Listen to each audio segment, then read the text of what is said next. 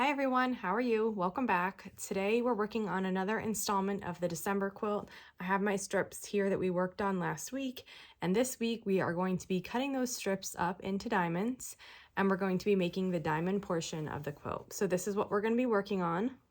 We need to make every single one that we need for the whole quilt. So there's a bunch. We're going to get really good at it. Lots of practice. And let me walk you through the steps. Okay, I have my strips here, and we're going to work on getting these cut into diamonds, and then we'll take those diamonds and we'll sew them into our diamond units.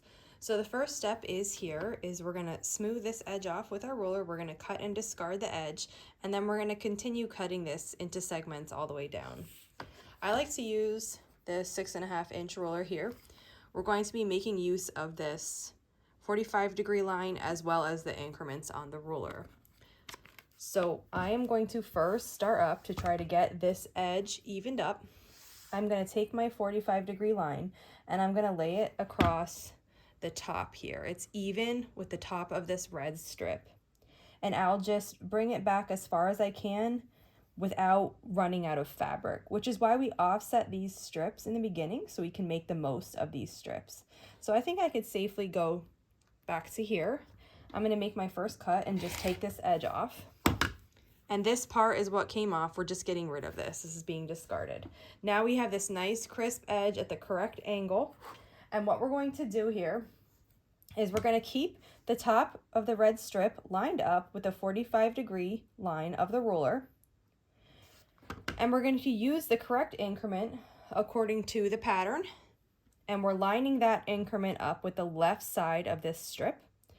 While we have that lined up, we're again making sure this 45-degree line is sitting at the top of the strip and is very even. And we're going to go ahead and cut.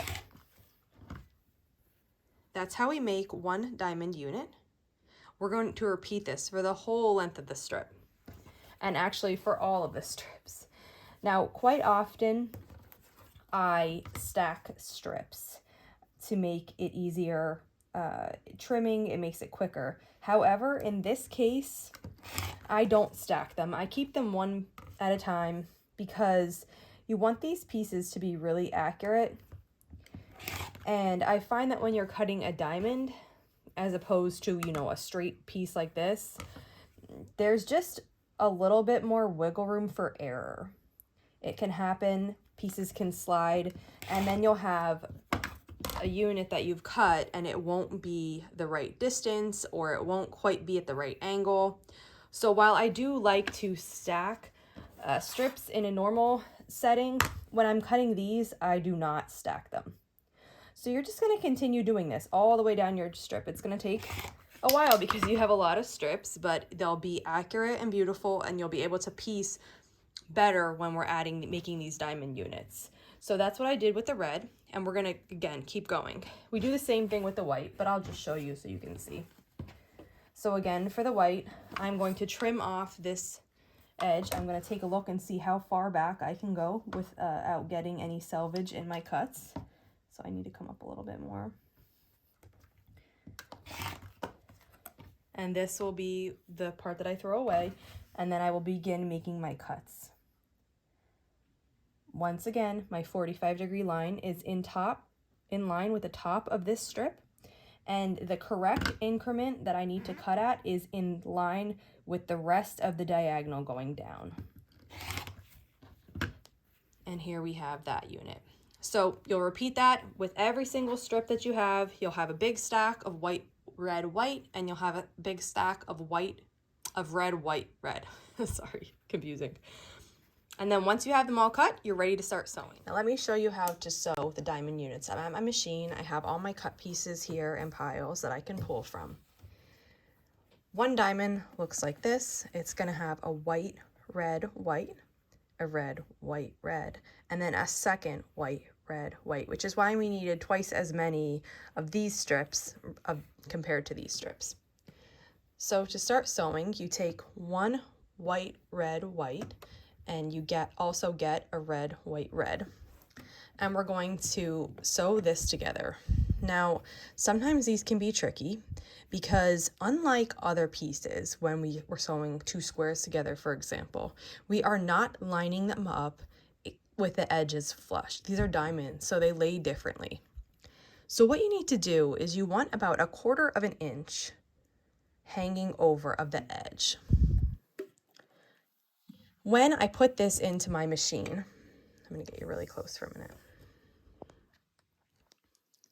My needle, you can see my needle, it's down now, should be right at the intersection. It should be right at this point. Let me get it should be right here. So right there, what I just showed you, I didn't have it exactly lined up correct, so I'm just going to readjust and see if that works better. And now that's perfect. Let me get you really close. Okay, you can see here that my needle is down and it's right at the little valley between the red and the white where they intersect. That's exactly how it should be. Once I have it at that valley, I take a stitch or two. Hold on, this thread is here. Just to hold it. And then I make sure everything else is laying correctly.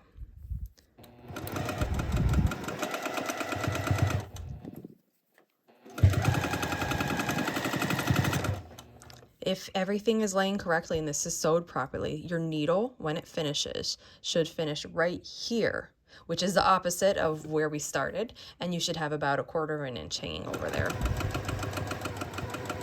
So you'll look again, the needle is right at that valley, and when you pull it out then, your points should be just lined up correctly. Now it is true that the direction that you push the seam allowance in the back can affect how your points look.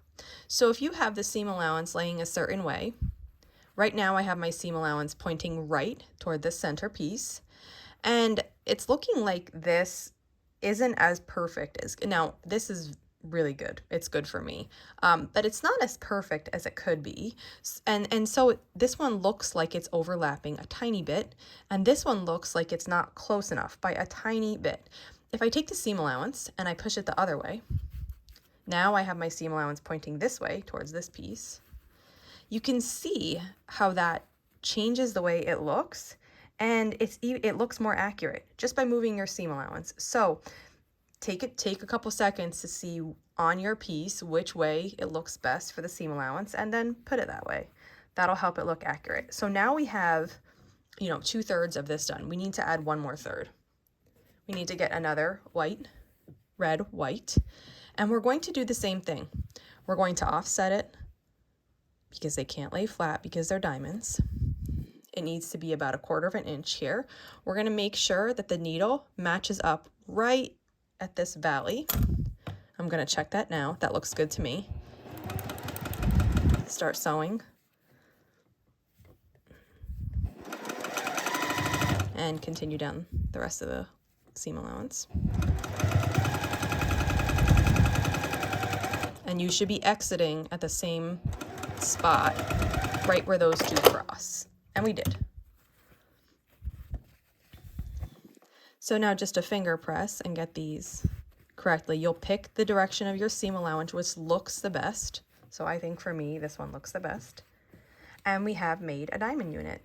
You're going to repeat these steps and do it for every diamond unit needed for the quilt. I've brought 1 diamond unit over to my ironing station so that I can show you how I do it. Now there's no special way to press these, just the standard method is fine. So like I said, you choose which way you want your seam allowance. For this block, I'm pushing them both out because I think that looks the best here. I'm going to set the seam that I sewed, which I just fold it closed and I just put the hot iron on top of the seam. And then I'm going to gently open it up with my fingers and hold it in place and set the iron on top of it. We want to be careful because these are diamonds and they can stretch, so take care not to manipulate it too much. And then I'm going to do the same thing on the other side. Once that's okay, then I'm just going to open it up and just set my iron down on top of it. Okay, we have it all ready. The last step before this unit is completely finished is that you just need to come in here with a pair of scissors and trim these edges off.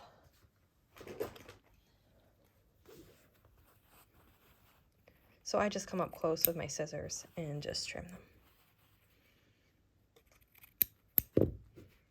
Okay, and there is our diamond unit. I hope you feel confident in making these units now after you've seen me make it. They're really not tricky, but they do take a little patience and a little bit of practice. So if you have any questions, just leave them in the comments and I'll be happy to answer. And thanks for following along.